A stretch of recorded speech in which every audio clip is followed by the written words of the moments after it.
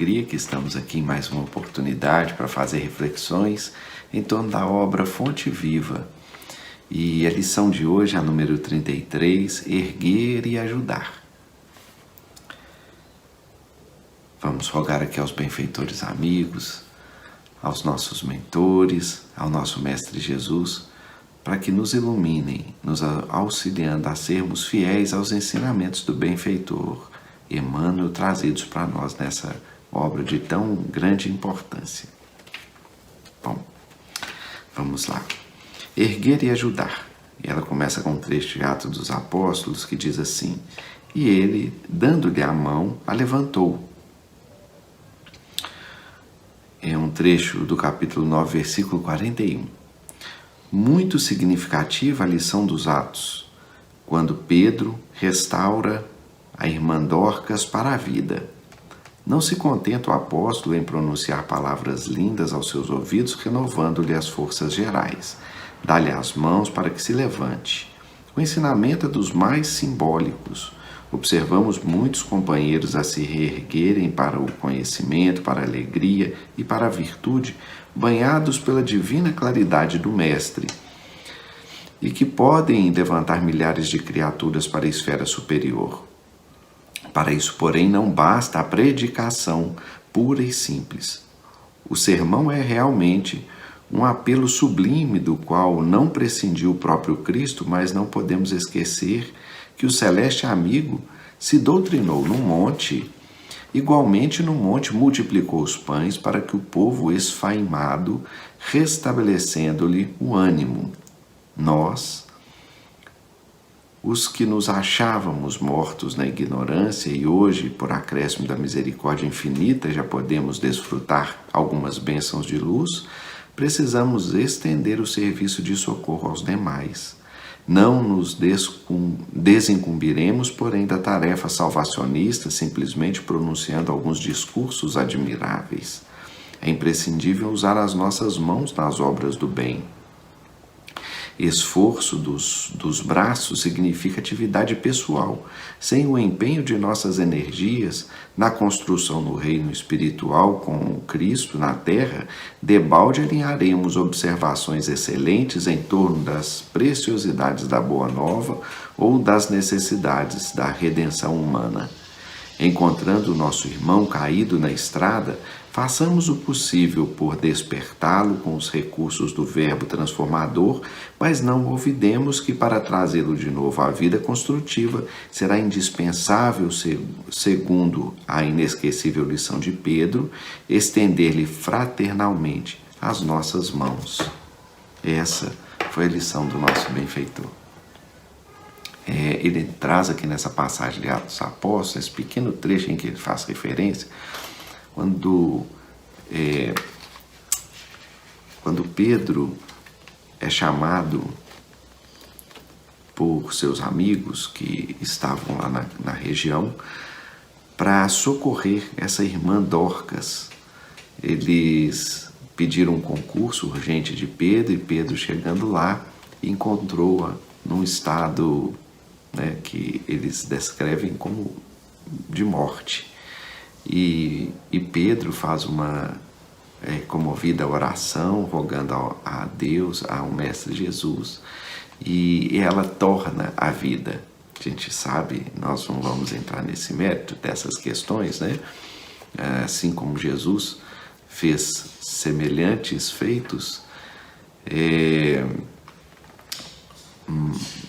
e a doutrina nos deixa claro a forma como isso aconteceu, mas isso aqui vem nos trazer um outro olhar, nos chamar a atenção para outra questão. É o fato de Pedro estender as mãos a essa irmã, trazendo-a de novo à vida, exemplificando uma ação, não só as palavras, mas uma ação de Pedro na direção dessa nossa irmã. Bom, o que o benfeitor quer nos dizer aqui, e inclusive com uma passagem já aqui dentro desse texto que nós lemos, é que nós muito já recebemos. E nós precisamos retribuir esse tanto que nós recebemos. E se formos analisar as nossas vidas mesmo com as dificuldades pelas quais nós passamos, basta olhar ao nosso entorno para saber quanto nós estamos bem. Quantos irmãos estão em situação mais difícil do que nós? E nós precisamos ser gratos a Deus por isso, porque já são nossas conquistas e são bênçãos que Deus nos concede, para que nós possamos, dessa forma, retribuir aqueles que estão à nossa volta, isso tudo que Deus nos concedeu. Se nós temos aí a possibilidade, qualquer que seja, a possibilidade do tempo, a possibilidade da palavra amiga, do gesto generoso, do auxílio financeiro, do ouvido amigo, do ombro carinhoso, né, do abraço fraterno, vamos colocar isso em favor do nosso próximo. Nós temos diversas formas de ajudar, diversas, inúmeras formas de ajudar.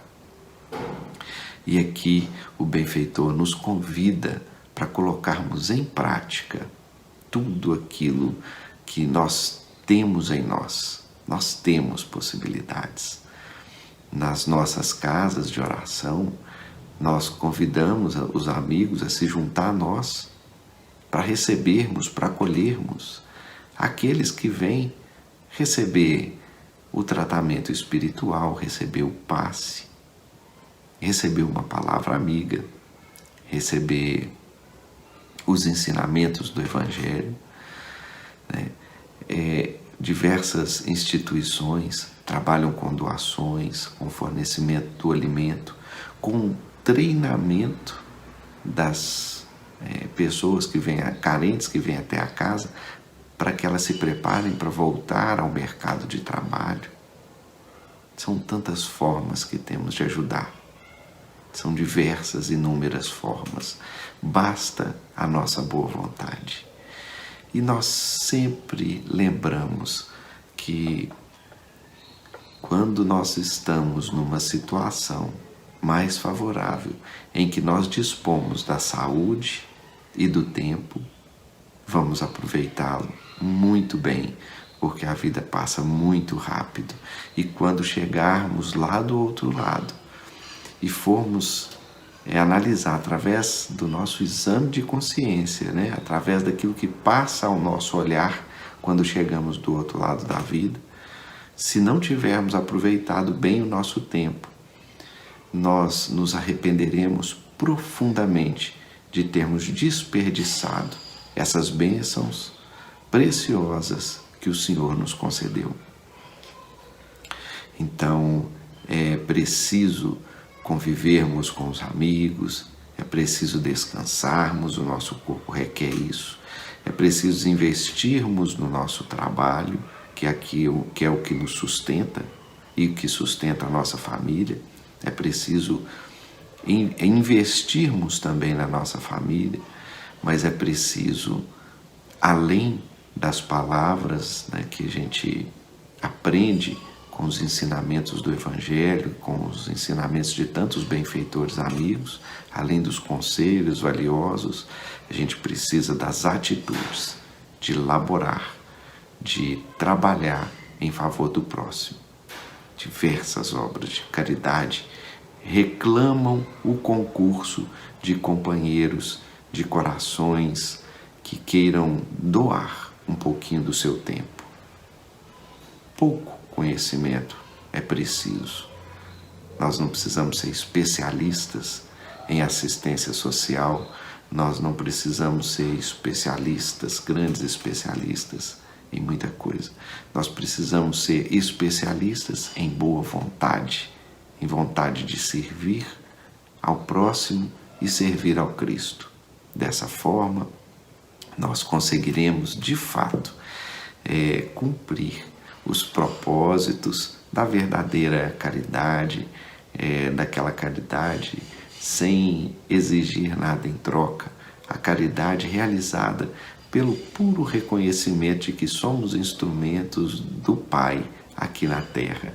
né, que recebemos e precisamos compartilhar com aqueles que estão à nossa volta muito disso tudo que nós recebemos.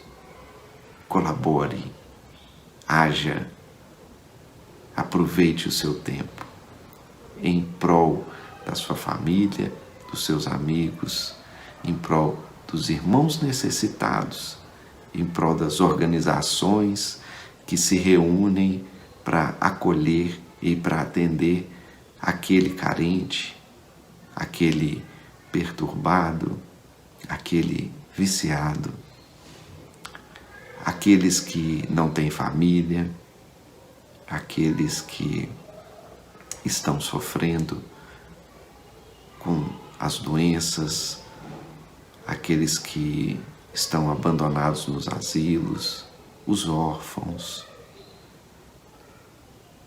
os doentes nos hospitais. Quantas frentes de trabalho nós temos. Sinta seu coração e se entregue a esse apelo de colocar em ação esse amor de Deus e do Cristo que está dentro do nosso coração. Desejamos boas atitudes a todos nós. Que Jesus nos abençoe, nos ilumine e nos inspire a fazer o bem e a retribuir o bem que recebemos. Grande abraço a todos e fiquem com Deus.